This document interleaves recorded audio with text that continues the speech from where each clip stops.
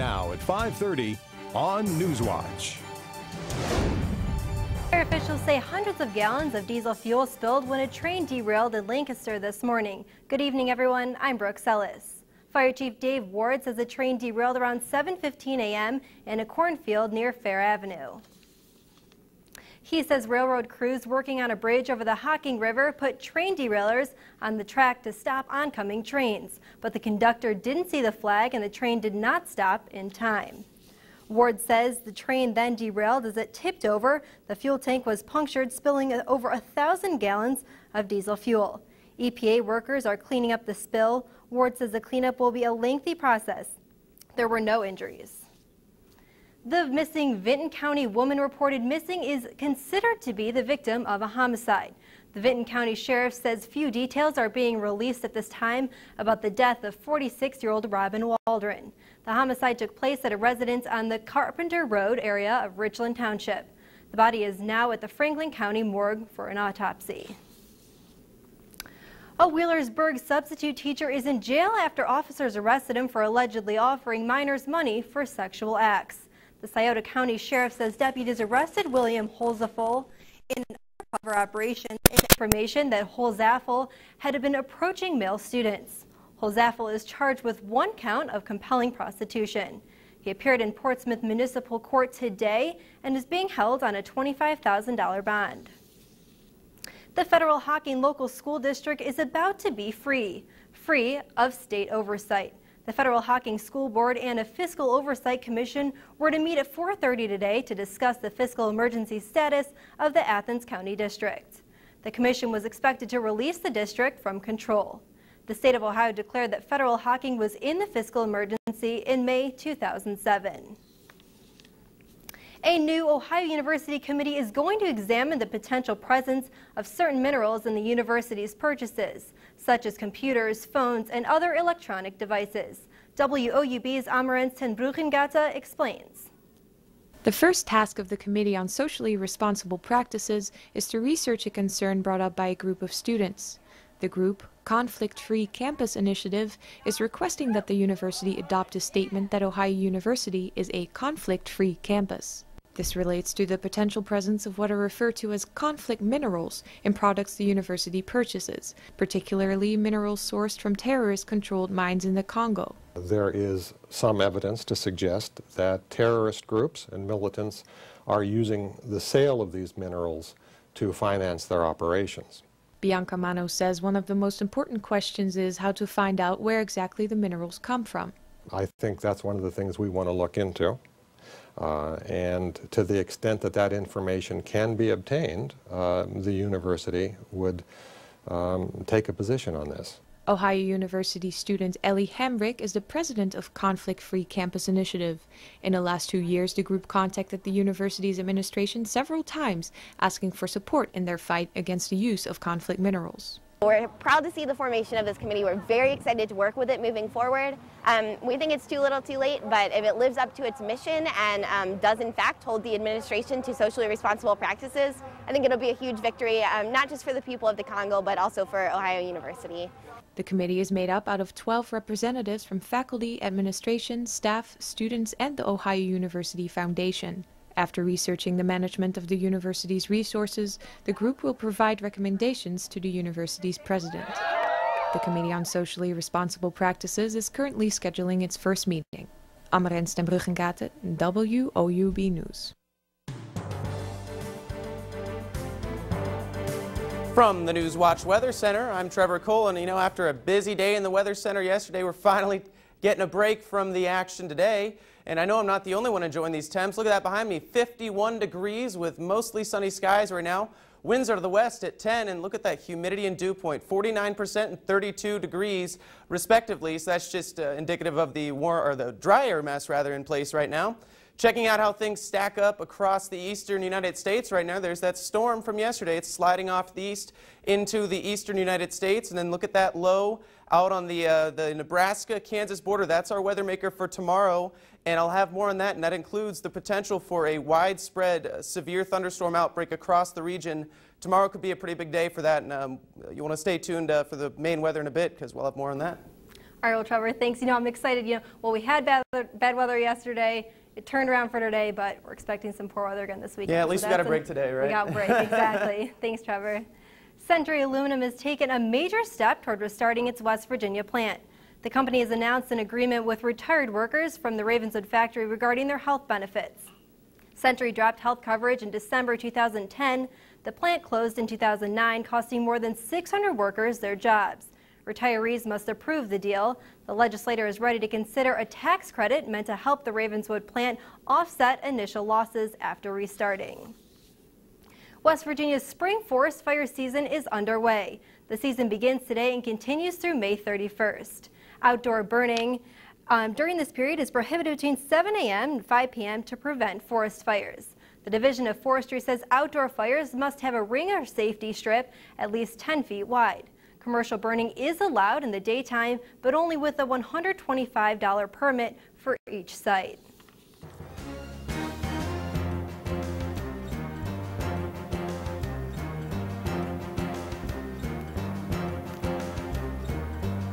Supporters of gay marriage in Ohio are taking another step to try to overturn the state's constitutional ban enacted 8 years ago.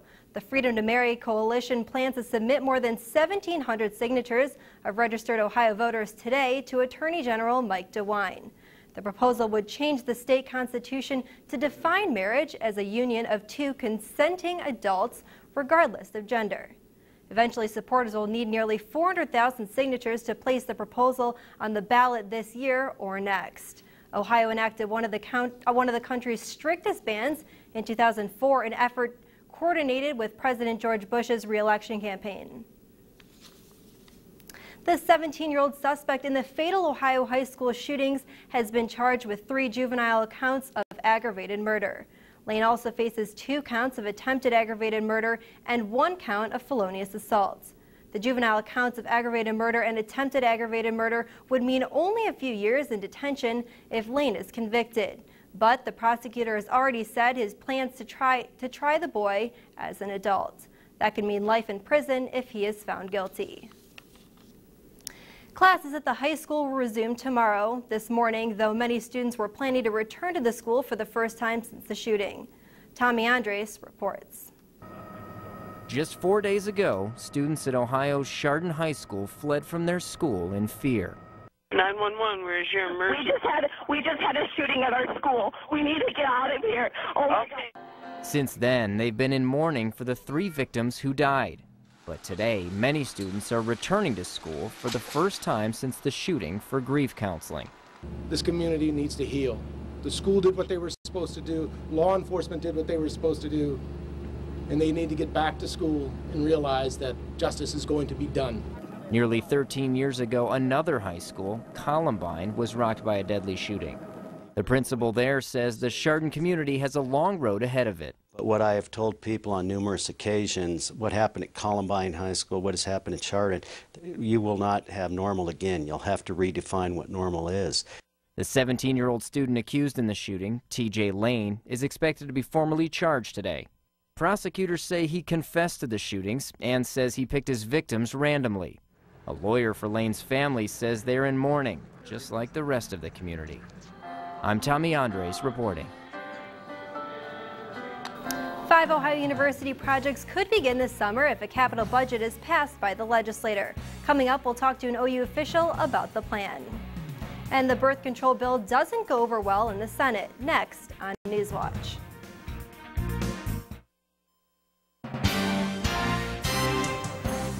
The Senate has defeated a Republican effort to roll back President Barack Obama's policy on contraception insurance coverage. The measure, sponsored by Republican Senator Roy Blunt, was defeated 51-48. It would have allowed employers and insurance to opt out of the portions of the president's health care law they found morally objectionable. That includes the law's requirement that insurers cover the costs of birth control. Republicans say it is a matter of freedom of religion, while Democrats say it is an assault on women's rights. I do this with a lot of conflict because I think the amendment does have its flaws, but when the administration cannot even assure me that self-insured, faith-based organizations religious freedoms are protected, I feel I have no choice. I hope that the amendment will be refined, and I also hope that the Senate will move forward to address the many important pressing issues facing our nation and stop engaging in what is clearly an election year ploy. Imagine that. Your boss is going to decide whether or not you're acting morally. The Republicans want to take us forward to the dark ages again. And when women were property that you could easily control, trade even if you wanted to. Mr. President, it's appalling that we're having this debate in the 21st century. The U.S. is expressing relief that Egypt has lifted a travel ban against 7 American democracy workers and allowed them to leave the country. The departure of the Americans eases the world's worst crisis in the U.S.-Egypt relations in 30 years. The Americans were allowed to leave after the U.S. posted nearly $5 million in bail. I mentioned we'd like to close out that the phone call I just got, our Americans are in the air on an airplane getting out of Egypt as we speak, so we are obviously very pleased that happened, and there's a lot more to say about it, but our ambassador in Cairo, Ms. Ann Patterson, did a fantastic job.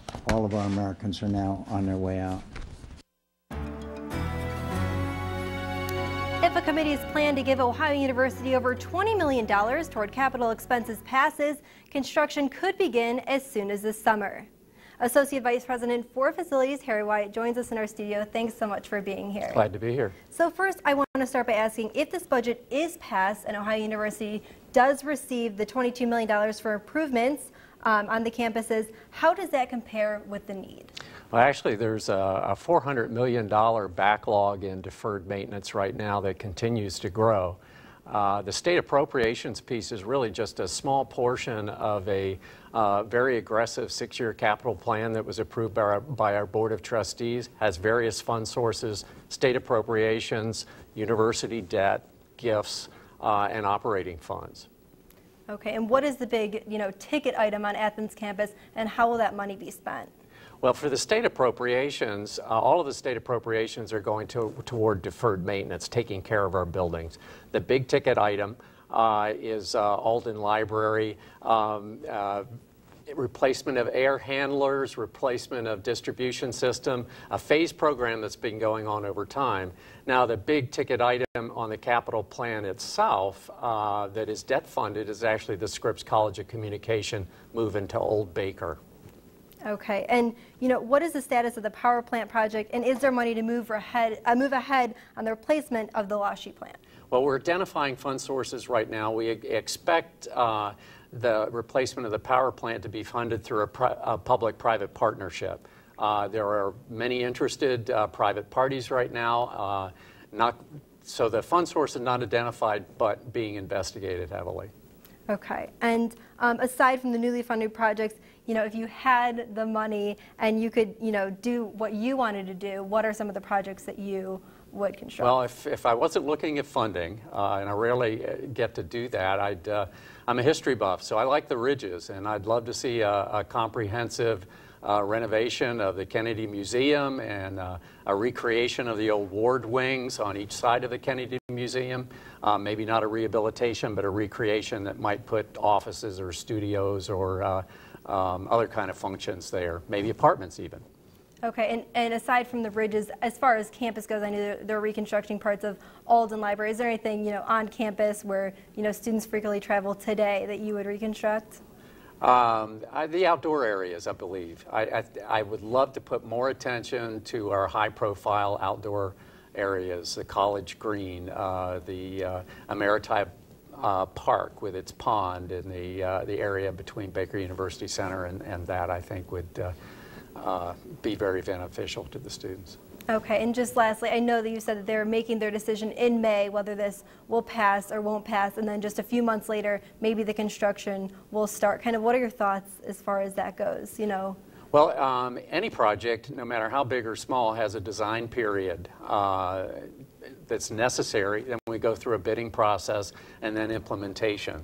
So it's likely that you wouldn't see the impact of the money right away because there'd be about 6 months of design that would be necessary until the projects could start. And then they would have to be phased in a manner that we wouldn't be terribly disruptive to the instruction that's going on campus while they're going on. Okay, well, Ms. Wright, thank you so much for joining us tonight. We really appreciate it. You're welcome. Thanks.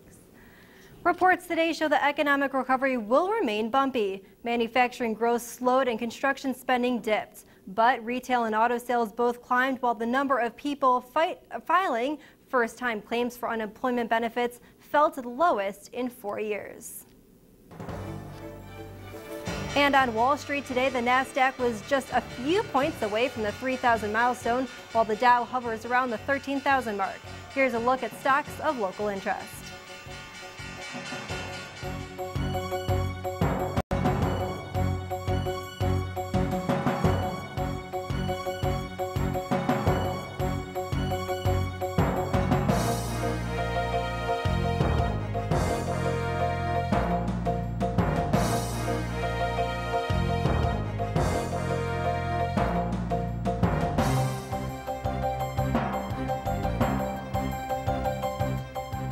Well, folks, these warm temperatures sure have been nice, but they will help fuel what is looking like a severe thunderstorm outbreak across the region tomorrow and tomorrow night. You really want to stay tuned after the break.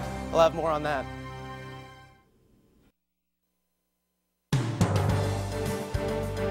From the Newswatch Weather Center, I'm Trevor Cole, and you know what? It's been a great day out there. Let's take a look at the current temps across the Athens area right now. 51 degrees, and our winds are out of the west, and those will soon be switching to the south as a warm front enters the picture tonight. And you can see that, mentioned earlier, the humidity and dew point are running pretty low, so that's just very dry air mass out there. It feels really good as opposed to the almost muggy air we had in place yesterday. And taking a look at the surface analysis for right now, you can see that, as mentioned earlier, that low is just sliding on east from yesterday. And we're watching this low right here, which will be affecting us tomorrow, and that's what's going to bring the chance for severe weather. For tonight, you can see this low right here. It starts getting closer. The area of high pressure that we're seeing very temporarily is sliding out in this area of low pressure tonight into tomorrow. See how it just kind of slides just due northeast through about the Great Lakes as we get later into tomorrow. And with this warm front right here is what's going to push through during the first part of tomorrow, and that'll give us our first round of showers and thunderstorms. And then we face the next round with the cold front for tomorrow night, and you can see here is that warm front again. It's well to the north. That's going to allow all the muggy air to just really shoot up into the tri-state and provide a lot of fuel for this potential severe weather outbreak. Then finally for Saturday, everything finally slides to the east, and we see some residual showers for the first part of the day, and then we clear out for the rest of the day on Saturday. Saturday after midday, the clouds will even clear out, and it shouldn't be a bad day at all. For the hail threat, you can see here Athens is represented by the yellow dot. Hail threat for tomorrow. We are in the red zone for this. Red is the highest threat. Orange is a medium threat, and yellow is a lower threat. So just keep that in mind for the next three graphics. High threat of hail, especially earlier in the day with the warm front activity. Then we'll look at the damaging wind threat. This is our biggest player for tomorrow, and we could easily see some of these thunderstorms produce winds in excess of 70 miles per hour. And then the tornado threat, probably the most important, but all of three are, dangerous, but this is the one that's on people's minds most often. We are right on the edge here between the highest threat and more of a medium threat. That's very dependent on how everything evolves tomorrow. Hopefully we can hold that for as it is right now, but we'll keep an eye on that and see if we need to bump up those levels. But for tonight, 40, partly cloudy with cool temps. Winds switching to the south at 5 to 10. And tomorrow, 68, a great day for temperatures, but that's about the only good thing about tomorrow, because we'll have that severe weather threat. And then for the 7-day forecast, we'll be looking at a chance of even some mixed precipitation on Sunday and Monday. So, we'll go from this, 68 tomorrow, and then we'll have, kind of an in-between day on Saturday, and then we get another cold blast for Sunday and Monday. We could even see maybe even some light accumulations of snow. Well, you know what? This is like the most unpredictable winter I've ever experienced. Absolutely. This job has been very hard. All right. Well, thanks, Trevor. And Justin, it was a tough loss for Ohio men's basketball last night. Yeah, it just seems like when they get outside of Athens, they just seem to become a totally different team. Yes, Ohio did take one on the chin last night, and I'll tell you how it affects the playoff scenarios. And that same team's dynamic point guard is drawing closer to a program record. Find out what it is next on Newswatch.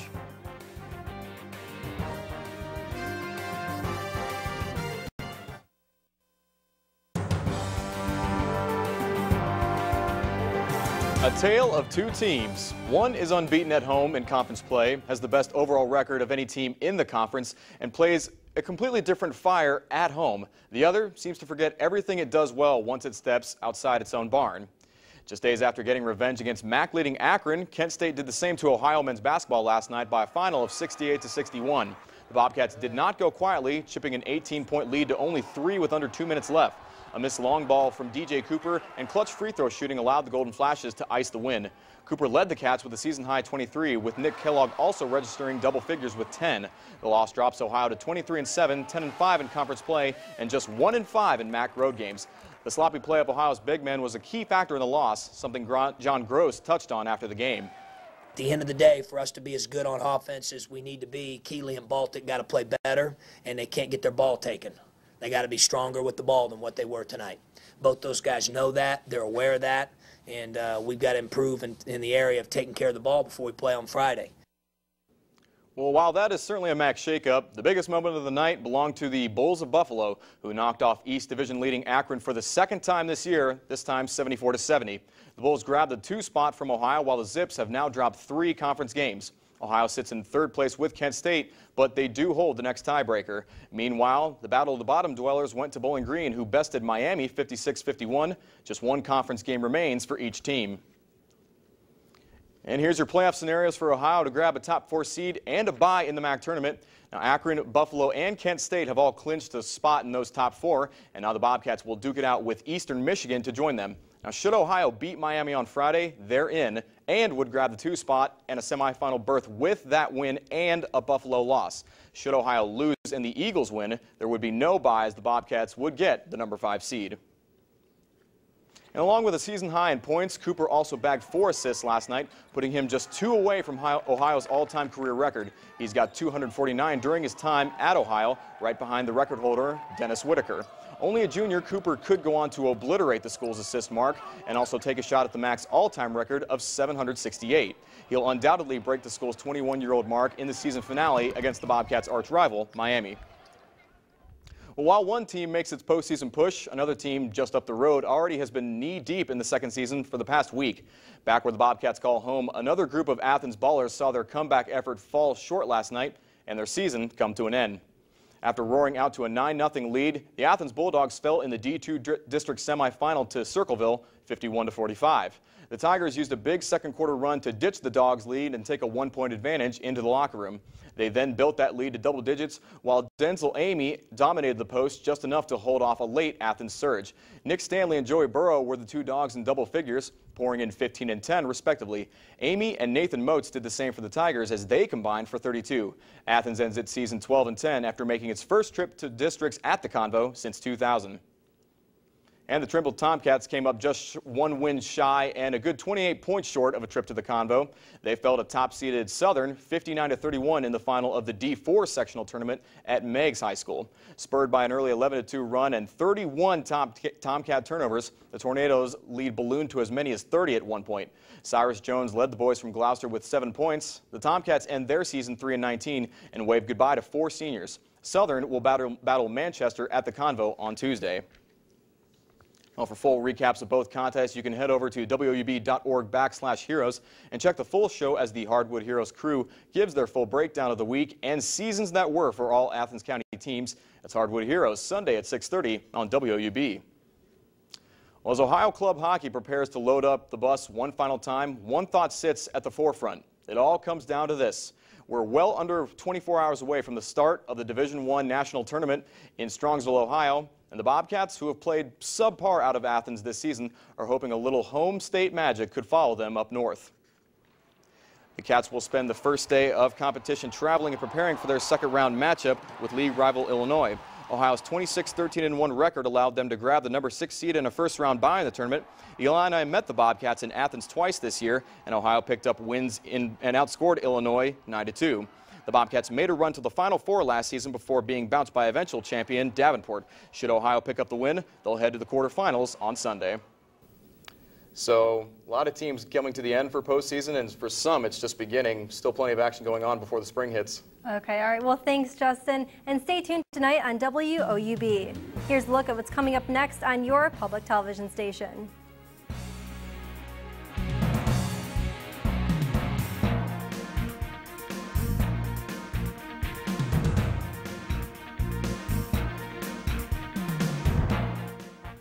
Trevor, we're going to take a last look at weather. Absolutely, yeah. We're going to drop to 40 for tonight and then top out at 68 tomorrow, our warmest day of the year. Severe weather threat between noon and midnight tomorrow, maybe even a bit earlier for our eastern sections of our viewing area. And then we clear out for Saturday and then cool down for Sunday and Monday with a shot of maybe some snow. And then we look to warm up again for next week. And I'm already seeing some signs that maybe we'll be dealing with some more severe weather. It's just going to be an active severe weather season, I think. All right. Well, you know what? As long as we have, some sunny days in between these rough ones with all the rain, I'm okay with it. Yeah, it's pretty nice. All right. Thanks, Trevor. And that does it for our broadcast on this 1st of March, 2012. Thanks for watching. For Trevor Cole and Justin Sampson, I'm Brooke Selis. You can get the latest news and weather on the WOUB Radio Network. Thanks for watching.